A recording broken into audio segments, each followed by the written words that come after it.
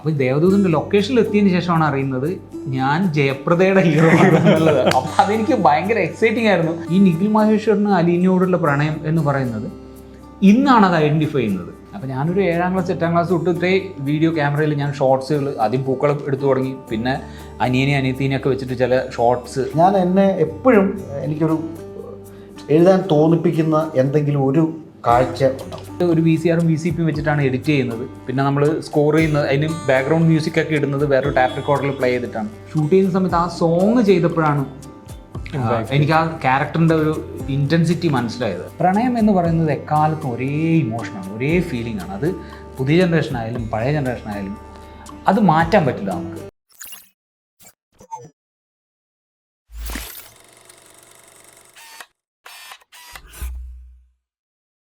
മനോഹരമായൊരു സൃഷ്ടിയുടെ മനോഹരമായി പിന്നിൽ പ്രവർത്തിച്ച 2 പേരാണിന്ന് ഇപ്പോൾ നിറഞ്ഞ സദസ്സിൽ ഓടിക്കൊണ്ടിരിക്കുന്ന. പേഴ്സണലി ഞാൻ കണ്ട്, സാധാരണ നമ്മൾ ഇൻ്റർവ്യൂ എടുക്കുമ്പോൾ പടത്തിന് മുമ്പാണ് എടുക്കുന്നത്. ഇതിന് യാദർശികമായിട്ട് പടം കണ്ടതിന് ശേഷം എടുത്തുകൊണ്ട് ഞങ്ങൾ ആദ്യമേ അങ്ങനെ പ്ലാൻ ആയിരുന്നു. എന്നാലേ ഞങ്ങൾക്ക് എന്തെങ്കിലും പറയാനും നിങ്ങൾ നിങ്ങൾക്കും സിനിമയെ കുറിച്ച് ചോദിക്കാൻ പറ്റും. അതെ, ഞാനത് കണ്ടതുകൊണ്ട് തന്നെ വളരെ ഇഷ്ടപ്പെട്ട് വളരെ സന്തോഷത്തോടു കൂടിയാണ് ഞാൻ ഇന്ന് നിങ്ങളോട് സംസാരിക്കാൻ ഇരിക്കുന്നത് തന്നെ. അത് ആദ്യമേ അങ്ങ് ആത്മാർത്ഥമായിട്ട് പറയാം. ഏതൊരു കഥയ്ക്കും അതിനൊരു തുടക്കം ഉണ്ടാവും. അപ്പോൾ അവിടെ നിന്ന് തന്നെ തുടങ്ങാം. ഈ കഥ എങ്ങനെയാണ് തുടങ്ങിയത്? ശരി, ഇങ്ങനൊരു ചിന്ത വരാൻ കാരണം എന്തായിരുന്നു? അത് നമ്മൾ പല സ്ഥലത്ത് പറഞ്ഞു പറയാമല്ലോ. ഇത് ശരിക്കും എൻ്റെ ഒരു രാത്രിയിൽ നമ്മുടെ ലുലുമാളിൻ്റെ അടുത്തൊരു തട്ടുകടയിൽ ഞാനിങ്ങനെ വേണ്ട, ഒരു കാര്യം ചെയ്യാം. ഇത് രാജേഷ് എന്നെ കുറെ സ്ഥലത്ത് പറഞ്ഞു, ഞാനത് പറയാം. അതായിരിക്കും നല്ലത്. രാജേഷ് ഒരു ദിവസം ഭക്ഷണം കഴിക്കാൻ വേണ്ടി ലുലുമാളിന്റെ സൈഡിലുള്ള ഒരു തട്ടുകടയിൽ നിൽക്കുമ്പോൾ ഒരു മനുഷ്യൻ വരുന്നു. അയാള് ഈ പറഞ്ഞ പോലെ കയ്യിൽ ബിസ്ക്കറ്റാണ്. കുറച്ചുകൂടി ഇമോഷണൽ ആയിട്ട് പറയാം. ഒരു ആ ഇമോഷണൽ സ്റ്റോറി മൂന്നാമത് പറയുമ്പോൾ അത് കോമഡി സ്റ്റോറി ആയി മാറും. അതുകൊണ്ടാണ് ഈ പടത്തിൽ ഇത്രയും ഹ്യൂമർ വന്നത്. അവന്റെ വിഷമം നമുക്ക് തമാശയാന്ന് പറയുമ്പോൾ അല്ല, രാജേഷ് പറയുമ്പോൾ എപ്പോഴും ഞാനിങ്ങനെ ഇരിക്കുമ്പോൾ ഒരാൾ ബിസ്ക്കറ്റ് അവന്റെ അമ്മ, അപ്പൊ അത് ഭയങ്കര ഇമോഷണൽ സ്റ്റോറിയാണ്. എനിക്കത് ഇപ്പൊ അത് ഹ്യൂമൻ സ്റ്റോറിയാണ്. കുറെ വർഷങ്ങളായി. അതെ. അപ്പോൾ അങ്ങനെ ബിസ്ക്കറ്റ് കഴിക്കുന്ന കാണുകയും ആ ബിസ്ക്കറ്റ് കഴിച്ചുകൊണ്ടിരിക്കുമ്പോൾ അവൻ അമ്മയെ വിളിച്ചിട്ട് പറയുന്നു, അമ്മയുടെ കോൾ വരുന്നുണ്ട്. അപ്പോൾ അമ്മയെ ഞാൻ ഊണ് കഴിച്ചുകൊണ്ടിരിക്കുകയാണെന്ന് പറയുന്നു. അപ്പോൾ പിന്നെ വീണ്ടും സംസാരിക്കുന്ന സമയത്ത് പറയുന്നു, അമ്മ ഞാൻ ഊണ് കഴിച്ചിട്ട് വിളിക്കാമെന്ന് പറയുന്നു. അപ്പോൾ അയാളുടെ കയ്യിലിരിക്കുന്ന ബിസ്ക്കറ്റാണ്. അപ്പോൾ രാജേഷ് അതിൽ നിന്നാണ് അയാളുടെ, അപ്പോൾ ഇത് സംസാരിക്കുന്നത് രാജേഷ് ശ്രദ്ധിക്കുന്നുണ്ടെന്ന് കണ്ടിട്ട് അയാൾ രാജേഷിനെ നോക്കിയിട്ട് ഒരു ചിരി ചിരിക്കുന്നു. ആ ചിരിയിൽ അദ്ദേഹത്തിന്റെ ഇമോഷൻ രാജേഷ് കണക്ട് ആവും. ഇതിപ്പോ എന്താ പറയുക, എത്ര ഇമോഷണൽ സ്റ്റോറി ഭയങ്കര കോമിക്കലായിട്ടാണ് ഇപ്പൊ പറയുന്നത്. അപ്പൊ അത് രസം എന്ന് വെച്ചാൽ ദിലീപേട്ടൻ പിന്നീട് അതിന് വേറൊരു വേർഷൻ പറഞ്ഞു. അതുകൊണ്ടാണ് എനിക്ക് ചിരി വരുന്നത്. അപ്പൊ രാജേഷ് അതിന്റെ ഇമോഷണൽ വേർഷനാണ് എടുത്തത്. കാരണം അയാളുടെ കഷ്ടപ്പാട് അമ്മയെ അറിയിക്കാതിരിക്കാൻ വേണ്ടി ചെയ്തത്. ദിലീപേട്ടൻ പറഞ്ഞ വേർഷൻ എന്ന് വെച്ച് കഴിഞ്ഞാൽ അയാൾ ഹെൽത്ത് ഭയങ്കര ഫോക്കസ്ഡ് ആയിട്ട് രാത്രി ഊണൊന്നും കഴിക്കാതെ ബിസ്ക്കറ്റ് കഴിച്ച് അതിനെ വർക്കൗട്ട് ഒക്കെ ചെയ്ത് ജീവിക്കുന്ന ഒരു മനുഷ്യനാണ്. ഫിറ്റാണ് പുള്ളി. ഈ അമ്മ നിരന്തരം വിളിച്ചിട്ട് ചോറ് കഴിച്ചോ ഊണ് കഴിച്ചോ, അപ്പൊ ഈ 3 നേരം ഊണ് കഴിക്കുന്ന വീട്ടിലൊക്കെ വന്നായിരിക്കും അത്ര കോൺഷ്യസ് ആയിട്ടുള്ള ആളാണ്. അപ്പൊ അയാൾ ഇത് എങ്ങനെ ഒഴിവാക്കാം ഈ രാത്രി ഊണ് എന്ന് ആലോചിച്ച് നടക്കുന്ന മനുഷ്യനാണ്. അപ്പൊ അതിന്റെ ഇമോഷണൽ വേർഷനാണ് രാജേഷിന് കണക്ട് ആയത്. പെർസ്പെക്റ്റീവ് ആണല്ലോ. അപ്പൊ അതുകൊണ്ടാണ് അത് ഞാൻ ചിരിച്ചുകൊണ്ട് നമ്മൾ അതിനകത്തുള്ള ഹ്യൂമർ ഔട്ടായി പോയത് അങ്ങനെയാണ്. പക്ഷെ ഈ രാജേട്ടൻ കണ്ട ആ ഇമോഷൻ നമുക്ക് ഈ ത്രൂ ഔട്ട് ഈ പടത്തില് ഓരോ കഥാപാത്രങ്ങളിലൂടെ വന്നു പോകുന്നുണ്ട്. ഈവൻ കോളിൽ നമുക്ക് ആ മുണ്ടൂരമ്മ പടം കാണുന്നവർക്ക് മനസ്സിലാവും അത് ആരാന്ന് പോലും എനിക്ക്. പക്ഷെ എന്റെ മനസ്സിൽ ഒരു രൂപമുണ്ട്, മുണ്ടൂരമ്മ ആരാണ് ആ പാലക്കാട് വിളിക്കുന്ന പടം കാണുമ്പോൾ മനസ്സിലാവും. ആ ഒരു ക്യാരക്ടർ പോലും നമ്മുടെ മനസ്സിലത് അത് പടം കാണുമ്പോൾ മനസ്സിലാവും. ഒരു അമ്മയെ വിളിക്കുന്ന ഒരു മകളുടെ ആ ഒരു ഇമോഷൻ. ഈവൻ ഇദ്ദേഹം തന്നെ വന്നുപോയ ഒരു പകൽമാന്യന്റെ ക്യാരക്ടറുണ്ട് സിനിമ. അങ്ങനെ ഓരോ കഥാപാത്രങ്ങൾക്കും ഓരോ ഇത് അതൊരു പർപ്പസ്ഫുള്ളി ശ്രദ്ധിച്ചിരുന്നു. കാരണം എന്താണെന്ന് അറിയുമോ, നമ്മൾ റൈറ്റിംഗ് തുടങ്ങുന്നതിന് മുമ്പ് തന്നെ, അതായത് ഈ കഥേൻ്റെ അടുത്ത് രാജേഷ് വന്ന് പറയുമ്പോൾ തന്നെ പവിത്രനെ കുറിച്ചിട്ട് പറയുന്ന ഒരു ബാക്ക് സ്റ്റോറിയും അയാളുടെ ക്യാരക്ടറിൻ്റെ ചില സ്പെക്യുലർ ആയിട്ടുള്ള അയാളുടെ ചില എന്താ പറയുക അയാളുടെ ശ്രദ്ധകളുണ്ടല്ലോ, അയാളുടെ ഇങ്ങനെയൊക്കെയാണ് പവിത്രൻ എന്ന് പറഞ്ഞതാണ് എനിക്ക് രാജേഷായിട്ട് വർക്ക് ചെയ്യണം ഞാൻ ആഗ്രഹിക്കുകയാണ്. ഈ കഥ എന്നെ എക്സൈറ്റ് ചെയ്യുന്നതിന് മുമ്പ് ആ കഥയുടെ ഒരു ആമുഖമായിട്ട് ഇതാണ് പവിത്രൻ എന്ന് പറഞ്ഞപ്പോൾ തന്നെ കൊള്ളാം. കാരണം ഞാൻ ചെറുകഥകൾ വായിക്കാൻ ഇഷ്ടപ്പെടുന്ന ആളാണ്. നോവലിനേക്കാളും കൂടുതൽ ഞാൻ വായിക്കുന്ന ചെറുകഥയാണ്. അപ്പോൾ ഈ ചെറുകഥകളിലുള്ള ചില ഡീറ്റെയിലിംഗ് എനിക്ക് ഭയങ്കര ഇഷ്ടമുള്ള ചില വായനയിൽ നമുക്ക് ഇഷ്ടമുള്ള ചില കാര്യങ്ങളുണ്ട്, നമ്മൾ ശ്രദ്ധിക്കുന്ന കാര്യങ്ങൾ. ഒരു എഴുത്തുകാരൻ അതിനകത്ത് കാണിച്ചിരിക്കുന്ന ചില ശ്രദ്ധകളുണ്ടല്ലോ ഒരു ഒരു ഒരു ക്യാരക്ടറിനെ കൊണ്ടുവരുമ്പോൾ. പത്തേട്ടൻ്റെയൊക്കെ ബുക്ക് കഥകളിൽ ഈ പറഞ്ഞ പല നല്ല എഴുത്തുകാരുടെയും. അപ്പോൾ അത് എനിക്ക് രാജേഷ് ഈ ഒരു ക്യാരക്ടറിനെ കുറിച്ച് പറഞ്ഞപ്പോൾ എനിക്കത് ഭയങ്കരമായിട്ട് കണക്റ്റായി. കാരണം പവിത്രൻ ഈ ഇത്രയും നാൾ ഗൾഫിൽ ജീവിക്കുകയും അത് കഴിഞ്ഞിട്ട് ഈ ഒരു ഏജ് ആയിട്ടും ഇതുവരെ പ്രണയം സംഭവിക്കാതിരിക്കുകയും ചെയ്യുന്ന ഒരാൾക്ക് എന്തൊക്കെ ഉണ്ടാവാം. അയാൾ ഭയങ്കര വൃത്തിയുള്ളൊരു മനുഷ്യനായിരിക്കും. അതെ, കാരണം അയാളെ ശ്രദ്ധിക്കാൻ വേറൊരാളില്ല. 2, അയാൾ നല്ല പിശുക്കുള്ള ആളായിരിക്കും. അയാൾക്ക് ഈ പറയുന്ന ഒരു ഇൻസെക്യൂരിറ്റി ഉണ്ടാകും. ലൈഫിൽ ഇനി ആരും ഇല്ല, ഞാൻ ഒറ്റപ്പെട്ടു പോയാൽ അല്ലെങ്കിൽ എൻ്റെ ഒരവസ്ഥ മാറിക്കഴിഞ്ഞാൽ, അപ്പോൾ അത് സ്വാഭാവികമായിട്ട് അയാൾ വന്നു തരുന്നതാണ്. അല്ലാതെ അയാൾ ചെറുതായിട്ട് പിശുക്കനല്ല. ഒരു ഘട്ടം, ഒരു പ്രായം കഴിയുമ്പോഴാണ് ഈ ഇൻസെക്യൂരിറ്റിയും പിശുക്കും വരുന്നത്. അതുപോലെ അയാൾക്ക് ഈ കല്യാണം എന്ന് പറയുന്നത്, മറ്റുള്ളവരുടെ കല്യാണം എന്ന് പറയുന്നത് കേൾക്കുന്ന വലിയ താല്പര്യമൊന്നുമുള്ള ആളായിരിക്കില്ല. പിന്നെ കുട്ടികളെ പൊതുവേ ഇത്തരം ആളുകൾക്ക് അത്ര ഇഷ്ടമുണ്ടാവില്ല, പക്ഷെ കുട്ടികൾ ഇഷ്ടമുള്ളതുപോലെ കാണിക്കും. ഇങ്ങനെ തുടങ്ങിയിട്ടുള്ള കുറേ ക്യാരക്ടറിസ്റ്റിക്സ് പവിത്രനെ കുറിച്ച് പറഞ്ഞു. ഇതൊക്കെ സിനിമയിലുണ്ട്, പല സ്ഥലങ്ങളിലായിട്ട് നിങ്ങൾക്ക് ശ്രദ്ധിച്ചാൽ മനസ്സിലാവും. അതിൻ്റെ ആ ടൈറ്റിൽ സീനിൽ കാണാം, തൊട്ടടുത്ത വീട്ടിലെ പയ്യൻ കല്യാണം എന്ന് പറയുമ്പോൾ ഹ്യൂമറായിട്ടാണ് നമ്മൾ അതിനെ ട്രീറ്റ് ചെയ്തത്. പിന്നെ പവിത്രന്റെ വൃത്തി, അയാളുടെ വീടും മുറിയും ഒക്കെ നമുക്ക് ശ്രദ്ധിച്ചാൽ മനസ്സിലാവും. പിശുക്ക് അത് പല ഘട്ടങ്ങളിലൂടെ വരുന്നുണ്ട്. അപ്പോൾ ഈ ക്യാരക്ടറിസ്റ്റിക്സ് ഒക്കെ നമ്മൾ സ്ക്രീൻ പ്ലേയിൽ ഇങ്ങനെ ബ്ലെൻഡ് ചെയ്ത് കൊണ്ടുവരുന്നത് പവിത്രന്റെ. ഇതേപോലെ തന്നെയാണ് ഓരോ ക്യാരക്ടറും. ഇപ്പോൾ മാലിനി വരുന്നത് മുണ്ടൂരിൽ നിന്നാണ്. നിങ്ങൾ പറഞ്ഞ പാലക്കാട് അവർക്കൊരു അമ്മയുണ്ട്. ഈ അമ്മ ഫോൺ മറന്നു വെച്ച് കഴിഞ്ഞാൽ ഭയങ്കര ആങ്സൈറ്റി ഉള്ള ഒരു അമ്മയാണ്. അപ്പോൾ ഇതൊക്കെ ഞങ്ങൾ ഓൾറെഡി സെറ്റ് ചെയ്തിരുന്നു, നമ്മൾ ഇങ്ങനെ ആയിരിക്കണം. അപ്പോൾ ഇവർ ശബ്ദത്തിൽ മാത്രമേ ഉള്ളൂ. ആ ശബ്ദത്തിന് വേണ്ടി ഞാൻ കുറേ അന്വേഷിച്ചിരുന്നു. അതായത് നമ്മൾ പലരുടെയും ഓഡീഷൻസ് നമ്മൾ സൗണ്ട് മാത്രം എനിക്ക് അയച്ചു തരാൻ പറയുകയും അതൊക്കെ കേട്ട് നമുക്ക് കറക്റ്റ് ഒരാളെ നമുക്ക് രൂപത്തിൽ ശബ്ദത്തിൽ കിട്ടണം. അങ്ങനെയാണ് നമ്മൾ ഫൈനലി ഈ മുണ്ടൂരമ്മയിലേക്ക് എത്തുന്നത്. അപ്പോൾ എനിക്ക് സ്ക്രീൻ പ്ലേ എഴുതി കഴിഞ്ഞ ശേഷം എനിക്ക് ഏറ്റവും ഇഷ്ടപ്പെട്ടൊരു സീനായിരുന്നു. അതായത് മുണ്ടൂരമ്മയുടെ ഒരു 2ാമത്തെ കോളുണ്ട്. അതായത് പവിത്രൻ ഭയങ്കര ഡിസ്റ്റർബ്ഡ് ആയിട്ട് ഇരിക്കുന്ന സമയത്ത് ഈ മുണ്ടൂരമ്മ വിളിക്കും, മഴയുണ്ടോ അവിടെ എന്നൊക്കെ ചോദിച്ചിട്ട്. അതായത് അവരുടെ അവിടെ പാലക്കാട് നല്ല മഴയാണ്. അപ്പോൾ മോൾ ഇവിടെ ആയതുകൊണ്ട് മോളെ വിളിച്ചിട്ട് കിട്ടുന്നില്ല. അപ്പോൾ ഏതോ ഒരു തവണ ഒരു ഫോൺ വാങ്ങിച്ചു ഈ പവിത്രന്റെ ഫോണിൽ നിന്ന് അമ്മേനെ വിളിച്ചിട്ടുണ്ട് മാലിനി. ആ ഒരു ബന്ധത്തിന്റെ പുറത്താണ് ഈ പറയുന്ന അവിടെ മഴയുണ്ട് ഇവിടെ മഴയുണ്ടോ. അപ്പോൾ ഇയാൾ ദേഷ്യപ്പെട്ടിട്ട് ഈ ഫോൺ അവിടെ വെക്കും. അതുവരെ സീൻ ഓക്കെയാണ്. വെച്ച് കഴിഞ്ഞിട്ട് വേണ്ട ഒന്നുകൂടെ വിളിക്കാൻ, തിരിച്ച് അമ്മേനെ വിളിക്കുന്നുണ്ടല്ലോ, അവിടെ പവിത്രനുണ്ട്. അതെ, അതാണ് പവിത്രൻ. ആദ്യത്തെ ആ ഒരു എന്താ പറയുക, പെട്ടെന്നുള്ള ഇതിനകത്ത് എന്ത് ദേഷ്യമോ അല്ലെങ്കിൽ എന്ത് കാണിച്ചാലും അയാളുടെ ഉള്ളിലൊരു ഭയങ്കരമായിട്ടുള്ളൊരു നന്മയുണ്ട്. അതാണ് പവിത്രനെ നമ്മൾ അങ്ങനെ പോർട്രേ ചെയ്തത്. അപ്പോൾ അതിൽ ഈ ഇത്തരം ഓരോ ക്യാരക്ടറും ഒരു സ്പെസിഫിക് ആയിട്ട് നമ്മൾ എല്ലാവർക്കും കഥയുണ്ട്. എല്ലാവർക്കും അവരുടെ ബാക്ക് സ്റ്റോറി, എല്ലാവർക്കും വന്നു പോയവരാണെങ്കിലും അലിയാർ സാറിനാണെങ്കിൽ പോലും എന്തോ കഥ അദ്ദേഹത്തിന്റെ ബാക്കിൽ ഉണ്ടെന്നാണ് നമുക്ക് അങ്ങനെ കൊണ്ടുവരാൻ വേണ്ടിയിട്ട് നമ്മളായിട്ട് അവരെ സങ്കല്പിച്ചിരുന്നു. അവർക്ക് ഇങ്ങനെ ആയിരിക്കും അവരുടെ വീട്ടിൽ. അലിയാർ സാറിന്റെ ക്യാരക്ടറൊക്കെ നമ്മൾ ആലോചിക്കുമ്പോൾ അവർക്ക് ഈ പറയുന്ന പോലെ കല്യാണം കഴിഞ്ഞ ഒരു മകളുണ്ട്, അവൾ ചിലപ്പോൾ തിരിച്ച് വീട്ടിലേക്ക് വന്നിട്ടുണ്ടാവും. അപ്പൊ അയാൾക്ക് ഉണ്ടാവേണ്ട ഒരു മെച്യൂരിറ്റി ഉണ്ടാവില്ല. ഇതൊന്നും സിനിമയിൽ വളരെ കുറച്ചേ ഉണ്ടാവുള്ളൂ. പക്ഷെ ഇത് ആക്ച്വലി നല്ല സ്ക്രീൻ പ്ലേ റൈറ്റേഴ്സ് എല്ലാവരും ഇത് ചെയ്യുന്ന കേട്ടോ, ഞങ്ങൾ മാത്രമല്ല. മനസ്സിലായി. ഇപ്പൊ ഞാൻ കഴിഞ്ഞ പടം ചെയ്യുമ്പോഴും ഞങ്ങൾ ഇതേപോലെ ഡിഫറെന്റ് ചെയ്യുമ്പോഴും എല്ലാ ക്യാരക്ടറിനെയും നമ്മൾ ഇതേപോലെ സ്പെസിഫിക് ആക്കിയിരുന്നു. അപ്പോൾ അതേപോലെ അത് എല്ലാ നല്ല റൈറ്റേഴ്സും ചെയ്യുന്നതാണ് ഈ പ്രോസസ്സ്. ഈ എഴുത്തിന്റെ കാര്യം പറഞ്ഞപ്പോൾ നേരത്തെ ഇപ്പൊ നമ്മൾ കുറച്ച് മുമ്പേ സംസാരിച്ചപ്പോൾ ചെയ്തുകൊണ്ടിരുന്ന ജോലി വേറെ ഒന്നായിരുന്നു, മാർക്കറ്റിംഗ് ആയിരുന്നു, ആളുകളെ വീഴ്ത്തുക എന്നുള്ളതായിരുന്നു. അവിടെ നിന്ന് എൻ്റയർലി ഡിഫറെന്റ് ആയിട്ടുള്ള ഒരു മേഖലയിലേക്ക് കടന്നു വരി. ആ ഒരു പ്രോസസ്സ് എങ്ങനെയായിരുന്നു? അല്ല, ഞാൻ ഈ മാർക്കറ്റിംഗ് എന്ന് പറയുമ്പോൾ മാതൃഭൂമി പത്രത്തിലായിരുന്നു ജോലി. പക്ഷേ നമ്മുടെ ബേസിക് ടേസ്റ്റ് കിടക്കുന്നത് ഈ പറയുന്ന ജേർണലിസവും എഴുത്തും. പക്ഷേ ഡിപ്പാർട്ട്മെൻറ്റ് മാറി എന്ന് മാത്രമേ ഉള്ളൂ. അപ്പോൾ തന്നെ ഒരുപാട് നല്ല ആളുകളുമായിട്ട് നമുക്ക് കുറേ വർഷങ്ങൾ അവരുടെ കൂടെ അവർ വായിക്കുന്ന പുസ്തകങ്ങൾ നമുക്ക് വായിക്കാൻ തരുന്നു. അങ്ങനെ മൊത്തത്തിലൊരു എന്താ പറയുക, മാതൃഭൂമിയിലുള്ളൊരു കാലം വളരെ അക്കാഡമിക് ആയിരുന്നു. പക്ഷേ അപ്പോൾ അതാണ് നമ്മൾ എഴുത്തിലേക്ക് പതുക്കെ കൊണ്ടുവന്നത്. പിന്നെ നല്ല വായന, ഒരു 9ാം ക്ലാസ് 8ാം ക്ലാസ്സൊക്കെ മുതലേ നല്ല പുസ്തകങ്ങൾ തിരഞ്ഞു പിടിച്ച് ഇപ്പോഴും വായിച്ചുകൊണ്ടേയിരിക്കും.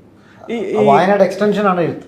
അതിന് ഈ പറഞ്ഞ പോലെ അതൊരു ഈ കഥ തേടുക അല്ലെങ്കിൽ പുതിയ കഥകൾ ഉണ്ടാവുക എന്ന് പറയുന്നത് എപ്പോഴും അന്വേഷിച്ചുകൊണ്ടിരിക്കുകയാണോ ഒരു തിരക്കഥാകൃത്ത് എന്ന രീതി? തീർച്ചയായിട്ടും. ഞാൻ എപ്പോഴും എനിക്കൊരു എഴുതാൻ തോന്നിപ്പിക്കുന്ന എന്തെങ്കിലും ഒരു കാഴ്ച ഉണ്ടാവും. ഇപ്പം തന്നെ നമ്മുടെ കോവിഡിൻ്റെ സമയത്ത് നമ്മുടെ ആ സ്റ്റേഡിയത്തിൻ്റെ സൈഡിൽ ഒരു ഭാര്യയും ഭർത്താവും, എനിക്കൊന്ന് അതിന് മുന്നേ അവർ നന്നായിട്ടൊക്കെ ഏതോ നല്ല ബിസിനസ്സൊക്കെ ചെയ്തുകൊണ്ടിരുന്നവരാണ്. ഇവർ പൊതിച്ചോറ് വിൽക്കുമായിരുന്നു. നിങ്ങൾക്ക് ഓർമ്മയുണ്ടെന്നറിയില്ല, ആ സ്റ്റേഡിയത്തിൻ്റെ ആ റോഡിൽ. മനസ്സിലായി. അപ്പോൾ ഒരു പ്രാവശ്യം ഞാൻ പോകുമ്പോൾ കച്ചവടമൊക്കെ കഴിഞ്ഞിട്ട് 2 പേരും കൂടെ പായസം കുടിച്ചുകൊണ്ടിരിക്കുന്നു അവിടെ. വേറെ എവിടുന്നോ മേടിച്ചുകൊണ്ട് വന്നിട്ട് ആ മരത്തിൻ്റെ തണലിലിരുന്ന് പായസം കുടിച്ചുകൊണ്ടിരിക്കുന്നു. ഷെയർ ചെയ്യുക ഒരു ഗ്ലാസ്. അവർ ആ ബുദ്ധിമുട്ട് കാലത്തും അവരെ ആ നിലനിൽപ്പിന് വേണ്ടിയിട്ടാണ് ആ കച്ചവടം ചെയ്തത്. പക്ഷേ അവിടെ പോലും അവർ പരസ്പരം കൊടുക്കുന്ന ഒരു റെസ്പെക്റ്റും സ്നേഹവും ഷെയറിങ്, അത് ഒരു കഥയാണ്. ഇത്തരം മൊമെന്റ്സ് ആണ് എന്നെ കഥയിലോട്ട് കൊണ്ടുപോകുന്നത്. ഇങ്ങനെ പറയുമ്പോ രാഷ്ട്രീയം ഒന്നും ഇനി ഒന്നും കഴിക്കാൻ പറ്റില്ല. മറ്റേ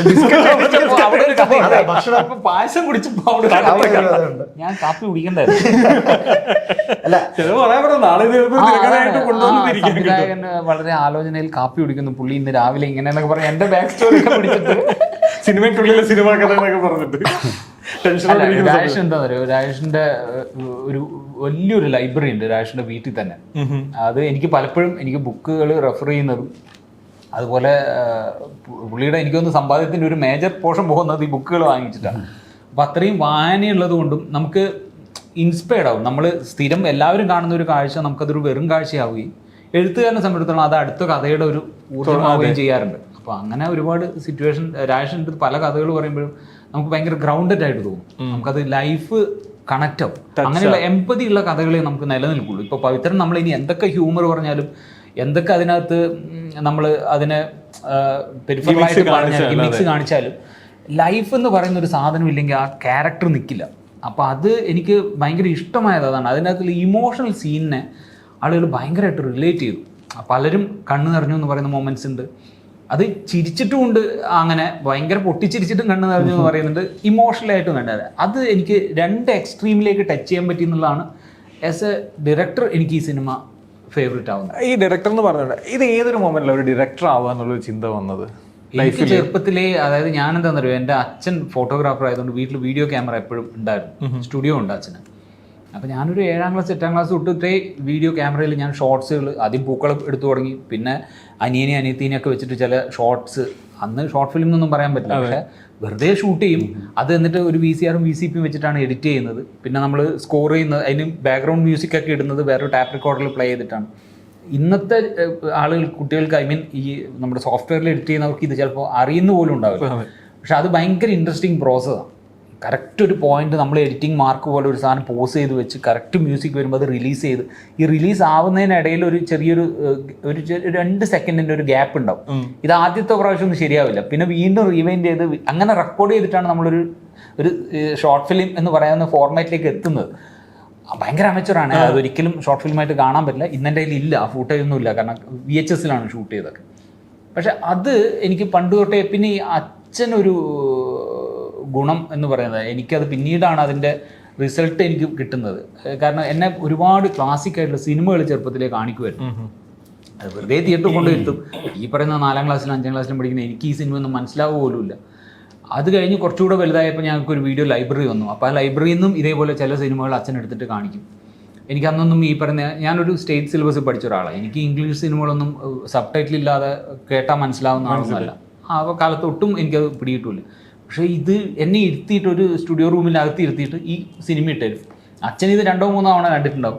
അപ്പോൾ പുള്ളി ഇടയ്ക്ക് എഴുന്നേറ്റ് പോകും, ഞാനിതിങ്ങനെ ഇരുന്ന് കാണും. കുറേ നേരം കഴിയുമ്പോൾ ഉറക്കം വരും, പക്ഷെ എന്നാലും പിന്നെ ഇരുന്ന് കാണും. ഇത് ഒരു തവണയല്ല, ഒരേ സിനിമ തന്നെ എനിക്ക് 2 3 തവണ. എങ്ങനെ മനസ്സിൽ പതിഞ്ഞിരിക്കുന്ന സിനിമകൾ ഉണ്ടാവും? അത്രയും അന്ന് ഒരുപാട് സിനിമകൾ എനിക്ക് അന്ന് കണ്ട സിനിമകളിൽ നിങ്ങൾ കണ്ടിട്ടുണ്ടോയെന്ന് അറിയില്ല. മെക്കനാസ് ഗോൾഡ് എന്ന് പറയുന്ന ഒരു പടമുണ്ട്, പിന്നെ എമറാൾഡ് ഫോറസ്റ്റ് എന്ന് പറയുന്ന ഒരു പടമുണ്ട്. പിന്നെ അത് കഴിഞ്ഞതിന് ശേഷം ഈ സാഗര സംഘം എന്ന് പറയുന്ന പടം ഞാൻ ആക്ച്വലി VHSലാണ് അന്ന് കാണുന്നത്. അത് അതിൻ്റെ തെലുങ്ക് വേർഷനായിരുന്നു. പിന്നെയാണ് അത് തമിഴ് ഇറങ്ങുന്നത്. അപ്പോൾ തമിഴും കാണിച്ചു തരും. അപ്പോൾ നമ്മൾ ഈ ഡാൻസും കൂടി ഉള്ളതുകൊണ്ട് ഡാൻസ് റിലേറ്റഡ് ആയിട്ടുള്ള പടങ്ങൾ. പിന്നെ മൈക്കിൾ ജാക്സന്റെ ആൽബംസ് വീഡിയോ കാസറ്റായിട്ട് വരും. ത്രില്ലറൊക്കെ ഇറങ്ങിയ സമയത്ത്. അപ്പോൾ ത്രില്ലറിൽ അന്ന് ഇന്നത്തെ VFX പരിപാടികളൊന്നുമില്ല, പക്ഷേ ത്രില്ലറിൽ പുള്ളി ഇങ്ങനെ വരുമ്പോൾ കൈയുടെ നഖം വരുന്നു മുഖത്ത്. അപ്പോൾ അത് കഴിഞ്ഞിട്ട് അതിൻ്റെ മേക്കിംഗ് വീഡിയോ ഉണ്ടാവും VHS തന്നെ. അപ്പോൾ ആ മേക്കിംഗ് വീഡിയോ കാണിച്ചു തരും. ഇതൊന്നും അച്ഛൻ അങ്ങനെ ഒരു നാളെ ഇവനൊരു സംവിധായകനാക്കണമെന്നോ അല്ലെങ്കിൽ നാളെ ഒരു സിനിമ, അച്ഛന് ഇഷ്ടമാണ് ഇതൊക്കെ. ആ ഇഷ്ടം എപ്പോഴും അങ്ങനെയാണല്ലോ, മക്കൾ എൻ്റെ ഇഷ്ടങ്ങളിലൂടെയാണ് എൻ്റെ മക്കൾ വളരുക. അപ്പോൾ അതിൻ്റെ ഭാഗമായിട്ട് ചെയ്യുന്നതായിരിക്കും അത്. പക്ഷെ അതൊക്കെ എനിക്ക് പിന്നീട് അത് ഭയങ്കര ഗുണകരമായിട്ടുണ്ട്. അപ്പോൾ ഞാൻ അഭിനയിക്കാനാണ് തുടങ്ങിയതെങ്കിലും ബാലതാരമായിട്ട് ഞാൻ സിനിമയിൽ എത്തുന്ന സമയം തൊട്ടിട്ട് എൻ്റെ അടുത്ത് പലരും ചോദിക്കുമ്പോൾ ഞാൻ പറയുന്നത് എനിക്ക് ഡയറക്ടർ ആവണം. അപ്പോൾ അങ്ങനെ അതിൻ്റെ ഭാഗമായിട്ട് ഞാൻ പൂനെയിൽ പഠിക്കണം എന്ന് ആഗ്രഹിച്ചു. അപ്പോൾ അച്ഛൻ പറഞ്ഞു അങ്ങനെ അക്കാഡമിക്കായിട്ട് പഠിക്കേണ്ട കാര്യം ഇല്ല എന്ന് പറഞ്ഞു. അത് ഒരുപക്ഷെ എന്നെ അവിടുന്ന് ദൂരത്ത് വിടാനൊരു മടിയായിരിക്കും. അത് കഴിഞ്ഞിട്ട് പിന്നെ ഈ ഫെസ്റ്റിവൽസ് അറ്റൻഡ് ചെയ്യുക, അങ്ങനെയുള്ളൊരു പ്രോസസ്സ് നടക്കുന്നുണ്ടായിരുന്നു. പിന്നെ ഒരു ഘട്ടത്തിലാണ് ഞാൻ പരസ്യങ്ങൾ ചെയ്യാം, കാരണം എന്നാൽ മാത്രമേ എനിക്ക് ഈ ബിഹൈൻഡ് ദ ക്യാമറ നമുക്ക് പ്രോപ്പറായിട്ട് അറിയാൻ പറ്റുള്ളൂ എന്തൊക്കെയാണ് നടക്കുന്നത്. അതിൻ്റെ ഭാഗമായിട്ടാണ് ഞാൻ പരസ്യങ്ങൾ ചെയ്തു തുടങ്ങിയത്. അങ്ങനെ ഗ്രാജുവലിയാണ് ഡയറക്ഷൻ. എന്താ വലിയൊരു ആഗ്രഹം, എന്താ ഒരു കരിയറിലെ ഡയറക്ഷൻ സൈഡ്? ഇല്ല, ഇഷ്ടമുള്ള സിനിമകൾ ചെയ്യുക. കേട്ട കഥകളിൽ ഞാൻ എടുത്തു വെച്ച കുറച്ച് കഥകളുണ്ട്. അല്ലെങ്കിൽ ഇത് ഇങ്ങനെ ആയി തീരണം, അല്ലെങ്കിൽ ഇതുപോലൊരു സിനിമ ചെയ്യണം, അങ്ങനെ വല്ല ആഗ്രഹങ്ങളോ ഇഷ്ടങ്ങളോ ഉണ്ടോ? ഇതുപോലൊരു സിനിമയാണെന്ന് പറഞ്ഞിട്ട് അങ്ങനെ ഒരു സിനിമയില്ല. പക്ഷേ എല്ലാ ഷോട്ടിനും അർത്ഥമുള്ളൊരു സിനിമയാണെന്ന് എനിക്ക് ആഗ്രഹമുണ്ട്. അതായത് നമുക്ക് അനാവശ്യമായിട്ട് ചിലത് നമ്മൾ ഈ ഷൂട്ട് ചെയ്ത് കഴിഞ്ഞിട്ട് എഡിറ്റിംഗ് ടേബിളിൽ ഇരിക്കുമ്പോൾ നമ്മൾ ചിലത് ബ്ലെൻഡ് ചെയ്യും, ചിലത് എടുത്ത് കളയും, അങ്ങനെയൊക്കെ ചെയ്യാറുണ്ട്. പക്ഷെ അങ്ങനെ അല്ലാതെ ഇപ്പോൾ നമ്മൾ ഒരു കഥ എഴുതുമ്പോൾ ഓരോ വാക്കുകൾക്കും അതിനകത്തൊരു പ്രാധാന്യമില്ല. ഒരു കവിത എഴുതുമ്പോൾ ഓരോ വാക്കുകൾ നമുക്ക് അതിനകത്തൊരു വാക്കെടുത്ത് മാറ്റിയാൽ അത് കമ്മ്യൂണിക്കേറ്റ് ചെയ്യാൻ പറ്റാതെ പോകും. അതുപോലെ അത് ഞാൻ പറഞ്ഞില്ലേ, ഞാൻ വളരെ അമച്വറായിട്ട് ആസ് എ മേക്കറായ ഒരാളാണ്. ഞാൻ അക്കാഡമിക്കായി പഠിച്ച ആളല്ല. പക്ഷേ എനിക്ക് അങ്ങനെ ഒരു സിനിമ ഉണ്ടാവണം. എൻ്റെ സിനിമയിൽ എനിക്ക് എടുത്തു മാറ്റാൻ പറ്റാത്ത, ഒരു ഷോട്ട് പോലും എടുത്തു മാറ്റാൻ പറ്റാത്ത രീതിയിലൊരു സിനിമ എന്തെങ്കിലും സംഭവിക്കണം എന്ന് ആഗ്രഹമുണ്ട്. ഈ കഥ എഴുതുന്ന സമയത്ത് നമ്മൾ ഈ പറഞ്ഞ പോലെ കണ്ടതും കേട്ടതുമായിട്ടുള്ളതിനപ്പുറം ഒരു തിരക്കഥാകൃത്ത് ഈ കഥാപാത്രത്തെ ലൈക്ക് ഞാനാണ് എന്ന് തോന്നി എഴുതാറുണ്ടോ? ഇപ്പം ഈ പവി എന്ന് പറയുന്നത് ഞാനാണ്, അങ്ങനെയാണോ എഴുതുന്നത്, അതോ അതിന്റെ വഴിക്കായിട്ട് വിടുകയാണ്? അല്ലല്ല, നമ്മൾ റൈറ്റർ ആദ്യം കഥാപാത്രമാവണം. അപ്പോഴാണ് നമ്മുടെ ഉള്ളിൽ നിന്ന് വരുന്ന ആ ഡയലോഗിനൊക്കെ അതിൻ്റെ ഒരു ഭംഗി ഉണ്ടാവും. നമ്മൾ വേറൊരാളായിട്ട് നിന്ന് വേറൊരാളുടെ കാഴ്ചപ്പാടിൽ പവിത്രനെ വെക്കുമ്പോൾ അയാൾ വേറെ രീതിയിലാണ് സംസാരിക്കുക. അപ്പോൾ ഞാൻ പവിത്രൻ്റെ എല്ലാ ഇമോഷൻസിലൂടെയും ട്രാവൽ ചെയ്യണം. അയാളുടെ പ്രണയത്തിലൂടെ പോകണം, അയാളുടെ വിരഹത്തിലൂടെ പോകണം, അയാളുടെ വിഷാദത്തിലൂടെ പോകണം. എന്നാലേ എനിക്ക് ലോയി സാറുമായിട്ട് കുറച്ച് നാൾ ഒരു വളരെ ആത്മബന്ധം ഉണ്ടായിരുന്നൊരു കാലമുണ്ട്. അദ്ദേഹം പറയുന്ന പല കാര്യങ്ങളും എഴുതാൻ തുടങ്ങിയപ്പോൾ, ഒരു എഴുത്തുകാരനായി മാറിക്കഴിഞ്ഞപ്പോൾ അത് ഭയങ്കര ഒരു എന്താ പറയുക, ടെക്സ്റ്റ് ബുക്കായിരുന്നു. ഇപ്പം ഒരു കഥാപാത്രത്തിൻ്റെ ചെറുപ്പം മുതലേ നമ്മൾ അറിയണമെന്നാണ് അദ്ദേഹം പലപ്പോഴും പറഞ്ഞിട്ടുള്ളത്. അതുപോലെ ലോയി സാർ റെസ്റ്റ് ഹൗസിൽ ഭയങ്കരമായിട്ട് കരയുകയും ഡയലോഗ് എഴുതുമ്പോൾ പൊട്ടിച്ചിരിക്കുകയും ഒക്കെ മുറി അടച്ചിട്ട് ചെയ്യുമായിരുന്നു. അദ്ദേഹം അഭിനയിച്ചുകൊണ്ടാണ്, ഞാൻ അത്രയ്ക്കൊന്നും പോയിട്ടില്ല, എന്നാലും ഉള്ളിൽ ആ ക്യാരക്ടർ വന്നിട്ടാണ് ഞാൻ എഴുതാറുള്ളത്. ഓക്കെ, ഈ ഇങ്ങനെ ഇമോഷൻ കണക്ട് ചെയ്യുന്ന ഒരു ഇമ്പോർട്ടൻസ് കൊടുക്കുന്ന ഒരാളെന്ന നിലയിൽ ഞാൻ ചോദിക്കാം, ഇപ്പോഴത്തെ ഒരു സിനിമ രീതി മാറി എന്നാണ് ഒരു അഭിപ്രായം. ഗിമിക്സുകളും അല്ലെങ്കിൽ കുറച്ച് ആർട്ടിഫിഷ്യൽ കുറെ ഇൻജെക്ട് ചെയ്തിട്ടുള്ള കുറെ ഗിമിക്സുകളാണ് സിനിമ എന്നും. അപ്പോൾ ഈ ഇമോഷണൽ സാധനത്തിന് അതൊരു എന്താ പറയുക, ഒരു അധിക ലൈഫ് ഉണ്ടാവില്ല എന്നൊരു തോന്നലുണ്ട്? ഒരിക്കലും ഇല്ല. എനിക്ക് ഒരു റീൽസ് ഉണ്ടാക്കാൻ വേണ്ടി എന്തായാലും ഞാൻ സീൻ എഴുതില്ല. അല്ല, ഈ ഇപ്പോൾ ഞാൻ അതിൻ്റെ ആഡ് ഓൺ ആയിട്ട് പറയുന്നതാണ്, ഈ ഇമോഷണലി കണക്ട് ആവുന്നതിനെ ലൈഫ് ഉണ്ടാവും, അതല്ലാത്ത ഈ കസയുടെ പ്രശ്നമുണ്ട് ഞാൻ പറഞ്ഞത്. അതായത് ഇമോഷണലി കണക്ട് ആവാത്ത ഒരു ക്യാരക്ടറിന് നമുക്ക് ലോങ് ലൈഫ് ഉണ്ടാകും. ഒരിക്കലും നമുക്ക് ആ ഷോർട്ട് പീരീഡിലുണ്ടാവും. അത് കഴിഞ്ഞിട്ട് നിലനിൽക്കണമെങ്കിൽ അതിനകത്തൊരു ഇമോഷണൽ കണക്ഷൻ വേണം. എമ്പതി ഉള്ള ക്യാരക്ടേഴ്സ് അല്ലെങ്കിൽ അങ്ങനെയുള്ള കഥകൾ, അങ്ങനെയുള്ള നോവലുകൾ മാത്രമേ നിലനിൽക്കുള്ളൂ. മറ്റേതൊക്കെ നമുക്ക് ഒരു വായനയിൽ അത് നമ്മൾ മാറ്റിവെക്കും. അതുകൊണ്ടാണ് പല സിനിമകളും നമ്മളിപ്പോൾ പറയുന്നത് തിയേറ്ററിൽ വർക്കാവുകയും OTT-ൽ എത്തുമ്പോൾ നമ്മൾ അത് മനസ്സിലാകില്ല. സിനിമ ഒന്നല്ലേ ഉള്ളൂ. അപ്പം അതങ്ങനെ രണ്ടാവുന്നത് ഇവിടെ വർക്കാവുന്നില്ല എന്ന് പറയുന്നത് അതിൻ്റെ ഒരു ബേസിക് കാര്യം എന്ന് വെച്ച് കഴിഞ്ഞാൽ, അപ്പോൾ ഇപ്പം നേരത്തെ രാജേഷ് പറഞ്ഞതുപോലെ പവിത്രൻ്റെ ഇപ്പം ഞാൻ നമ്മുടെ സിനിമയുടെ ഒരു ഷൂട്ടിംഗ് എക്സ്പീരിയൻസ് ഞാൻ പറയുന്നതാണ്. ഇപ്പോൾ ഒരു സീൻ ചിലപ്പോൾ എനിക്ക് രാത്രിയായിരിക്കും തോന്നുന്നത് നമുക്ക് നാളെ ഇങ്ങനെ ഒരു സീൻ പിടിക്കാം, കാരണം ഇതിൻ്റെ ഒരു പ്രോഗ്രഷനിൽ നമ്മൾ ആദ്യം നമുക്കൊരു ബൗണ്ടഡ് സ്ക്രിപ്റ്റ് ഉണ്ട്, പക്ഷേ എന്നാലും നമുക്ക് ഇങ്ങനെ മാറ്റങ്ങൾ ഇങ്ങനെ വരും. അല്ലെങ്കിൽ ആ സീൻ വർക്കാവുന്നില്ല, എനിക്കത് വായിച്ചു കഴിയുമ്പോൾ അത് വർക്കാവുന്നില്ല, നമുക്കത് മാറ്റി പിടിക്കാം, കാരണം അത് ഷൂട്ടിങ്ങിൻ്റെ ഒരു പ്രോഗ്രഷനിലാണ് വരുന്നത്. ഇത് രാത്രി പറഞ്ഞാൽ പിറ്റേന്ന് രാവിലെ രാജേഷ് ഒരു സീനുമായിട്ട് വരും, അത് കറക്റ്റായിരിക്കും. അത് എന്തുകൊണ്ടാണെന്ന് വെച്ച് കഴിഞ്ഞാൽ ഈ പവിത്രൻ ഇദ്ദേഹത്തിൻ്റെ ഉള്ളിൽ ഇങ്ങനെ കൂടെ തന്നെ നടക്കുന്നുണ്ട്. അപ്പോൾ അതിൻ്റെ അകത്ത് അതുകൊണ്ടാണ് ഞാൻ എടുത്തു പറയുന്ന ഒരു സീൻ, മാലിനെ സ്കൂട്ടറിൽ കൊണ്ടുവരുന്ന ഒരു സീനുണ്ട്. നമ്മളത് കണ്ടാൽ വിചാരിക്കും അത് ദിലീപേട്ടൻ അവിടെ ഇംപ്രോവൈസ് ചെയ്തുണ്ടാക്കിയ ഒരു സീനായിട്ട് നമുക്ക് തോന്നുന്നു. പക്ഷേ അവിടെ വേറൊരു സീനായിരുന്നു ഉണ്ടായിരുന്നത്. ആക്ച്വലി ആ നമ്മുടെ സീൻ ഓർഡറിൽ അവിടെ വേറൊരു സീനായിരുന്നു ഉണ്ടായിരുന്നത്. അപ്പോൾ ആ സീൻ നമ്മൾ ഷൂട്ട് ചെയ്യാൻ അന്ന് രാവിലെ എത്തിയപ്പോഴാണ് നമ്മളത് ഡിസ്കഷൻ വന്നപ്പോഴാണ് ദിലീപേട്ടൻ നമ്മളെല്ലാവരും കൂടി ഇരുന്നപ്പോൾ ആ സീൻ വർക്കാവുന്നില്ല, നമുക്ക് വേറൊരു സീൻ വേണം അവിടെ. അപ്പോൾ ഇന്ന് ഷൂട്ട് ചെയ്യണ്ട, നമുക്ക് നാളെ ഷൂട്ട് ചെയ്യാം എന്ന് പറയുന്നു. അങ്ങനെ രാജേഷ് ഇത് എഴുതാൻ പോകുന്നു. പിറ്റേന്ന് രാവിലെയാണ് ഇങ്ങനെ ഒരു പരിപാടി, അത് ഭയങ്കര രസമായിരിക്കും, പുള്ളി പവിത്രൻ ഇങ്ങനെ പോകുള്ളൂ, ഇങ്ങനെ പോകുള്ളൂ. അപ്പൊ അത് സീൻ അല്ലല്ലോ, അത് ആക്ച്വലി നമുക്കൊരു റിട്ടേൺ സീൻ അല്ല, പക്ഷെ അത് ആ ക്യാരക്ടറിന് ഉള്ളിലുള്ളത് കൊണ്ടാണ് നമുക്ക് ആ സീൻ വർക്കായത്. അത് ഇപ്പോൾ ഷൂട്ട് ചെയ്ത് വന്നപ്പോൾ എല്ലാവർക്കും അത് സിനിമ കണ്ടപ്പോഴും അത് പലരും ചിരിക്കാനുള്ള ഒരു സീനും വർക്കായി എന്നുള്ളതാണ് അതിന്റെ ദിലീപേട്ടൻ ഗംഭീരമായിട്ട് ചെയ്യുകയും ചെയ്തു.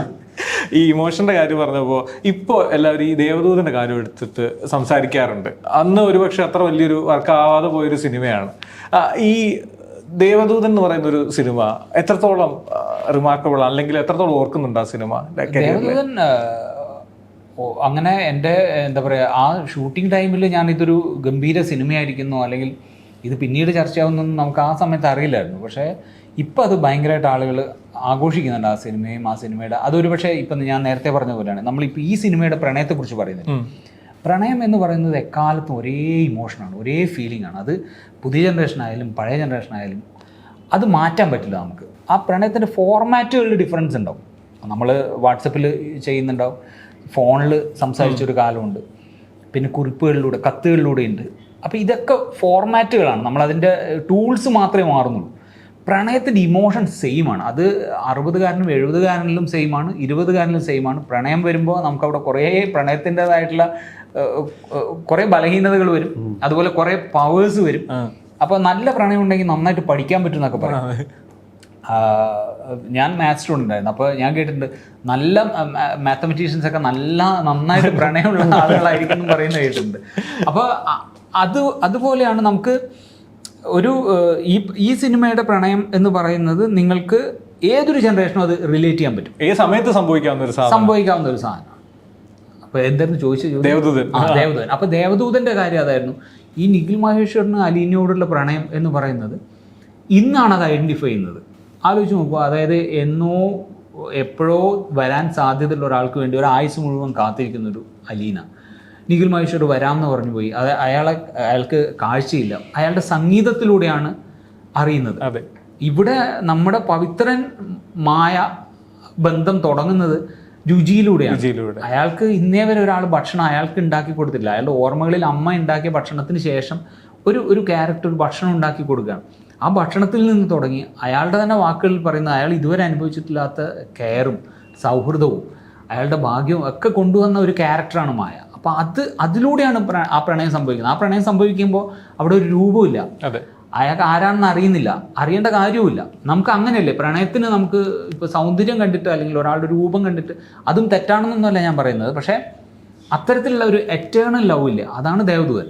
ഇപ്പം എനിക്ക് അന്ന് ഷൂട്ട് ചെയ്യുന്ന സമയത്ത് ആ സോങ് ചെയ്തപ്പോഴാണ് എനിക്ക് ആ ക്യാരക്ടറിൻ്റെ ഒരു ഇൻറ്റൻസിറ്റി മനസ്സിലായത്. കാരണം ആ സോങ്ങിൻ്റെ വരികൾ ഭയങ്കര രസമുള്ള വരികൾ. അതിനകത്ത് ഈ അലീനയും ഈ പറയുന്ന നിഖിൽ മഹേശ്വറും തമ്മിലുള്ള എല്ലാ ബോണ്ടിങ്ങും അതിനകത്ത് എഴുതി വെച്ചിട്ടുണ്ട്.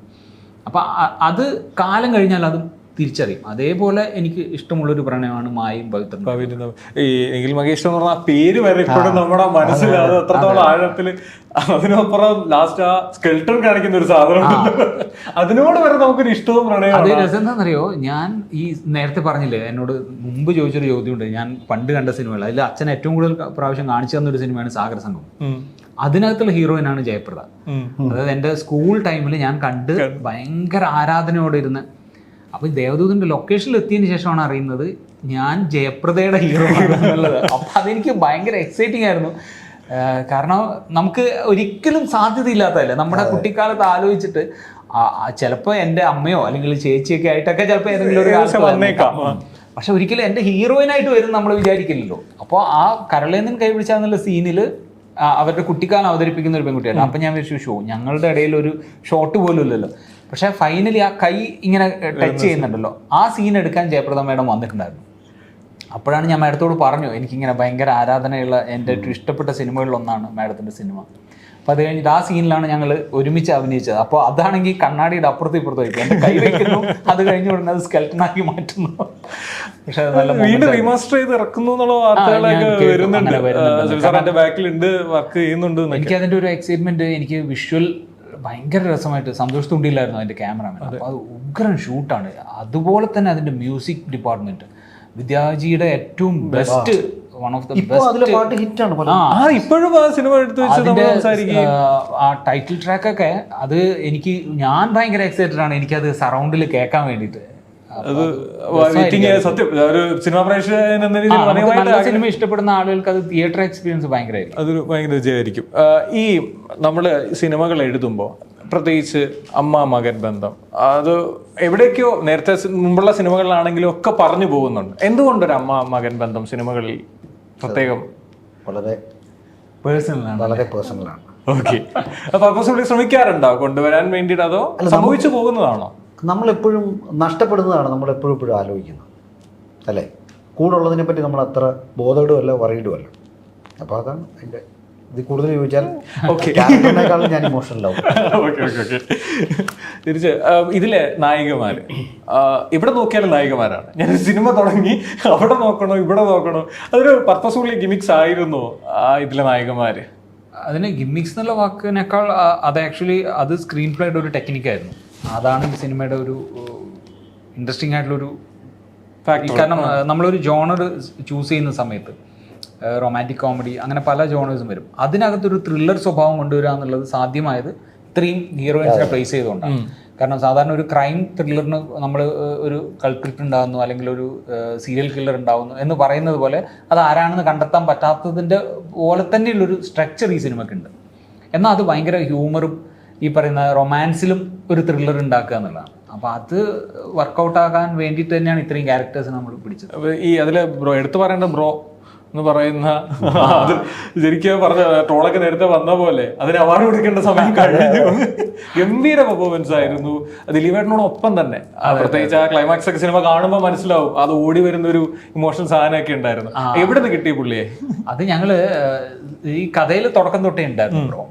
ഞങ്ങള് ഷൂട്ടിംഗ് തുടങ്ങുന്നതിനും ഒരു 6 മാസം മുമ്പ് ഞങ്ങൾ വാങ്ങിച്ച് ഒരു കുഞ്ഞു ബ്രോയുടെ, ഇന്ന് കാണുന്ന ബ്രോ ആയിരുന്നില്ല ഞങ്ങൾ വാങ്ങിക്കുമ്പോൾ, അതൊരു കുഞ്ഞു ഒരു ഷോട്ട് കാണിക്കുന്നുണ്ടല്ലോ ഒരു അത്. പക്ഷെ ഞങ്ങള് സെപ്പറേറ്റ് ഇതേപോലെ ബ്രീഡിലുള്ള കുട്ടീനെ എടുത്തതാണ്. പക്ഷെ ഈ കുഞ്ഞു ബ്രോനെ ഞങ്ങൾ വാങ്ങിച്ച് ഒരു ട്രെയിനർക്ക് നമ്മൾ കൊടുത്ത് അദ്ദേഹത്തിനെ വളർത്തുമായിരുന്നു. അദ്ദേഹത്തിനെ കൊണ്ട് അതിനെ ട്രെയിൻ. 6-7 ട്രെയിനർമാരെങ്ങാണ്ടുണ്ട്, വൈക്കത്തൊന്ന് അവിടെ ഒന്ന്, അത്രയും ട്രെയിനർമാർ ബാക്കിൽ ഉണ്ടായിരുന്നു. അതെന്താന്ന് വെച്ച് കഴിഞ്ഞാൽ ഞങ്ങള് ഈ ട്രെയിനറിന് കൊടുക്കുന്ന സമയത്ത് ഞാൻ പറഞ്ഞിരുന്ന ഒരു കാര്യം, നമ്മൾ ഈ സാധാരണ സിനിമകളിൽ പട്ടികളുടെ സീൻ ഞാൻ കാണുമ്പോൾ എപ്പോഴും ശ്രദ്ധിച്ചത് ഇതിനെ പഠിപ്പിച്ച് ചെയ്യുന്ന പോലെ തോന്നും നമുക്ക് പലതും. അതെന്തുകൊണ്ടാണെന്ന് വെച്ച് കഴിഞ്ഞാൽ ഒന്നുകിൽ അവർ അതിനെ ഇച്ചിരി പ്രഷർ ചെയ്ത് അതിനെ പേടിപ്പിച്ചിട്ടൊക്കെ ആയിരിക്കും ഇത് പഠിപ്പിച്ചിട്ടുണ്ടാവുക. 2, അത് മെക്കാനിക്കലായിട്ട് ചെയ്യും. മനസ്സിലായി. നമ്മൾ ഈ പഠിപ്പിച്ചത് കറക്റ്റായിട്ട് ചെയ്യിപ്പിച്ച് കഴിഞ്ഞാൽ അത് വളരെ മെക്കാനിക്കലായിരിക്കും.